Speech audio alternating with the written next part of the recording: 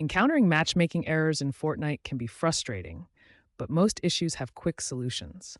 These errors usually arise from server side problems like overload, network latency, or software bugs.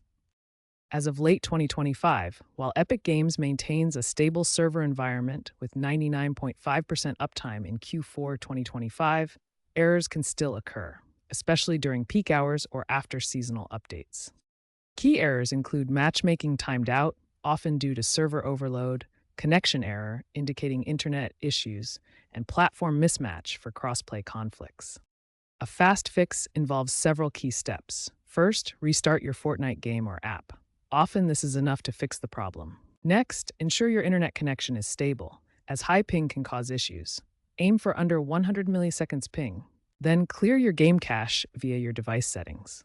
Checking for any available updates for Fortnite is also important, as outdated versions can cause conflicts. Epic Games suggests using a wired connection over Wi-Fi for increased reliability.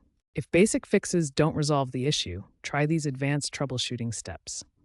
First, ensure Fortnite is allowed through your firewall or antivirus software, as security settings can sometimes block the connection. Also, consider switching your DNS servers to a public DNS like Google DNS 8888.8 and 844 or Cloudflare 1111 for potentially improved connection speeds. If on mobile, enabling low data mode within Fortnite settings can help stabilize the connection, especially in areas with weaker signals. Preventing future errors involves maintaining a stable internet connection, regularly updating your device's operating system, and monitoring Epic Games' server status page, status.epicgames.com, for any ongoing issues.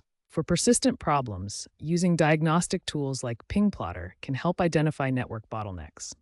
Remember, most matchmaking errors are user resolvable, so a systematic approach to troubleshooting can quickly get you back into the game.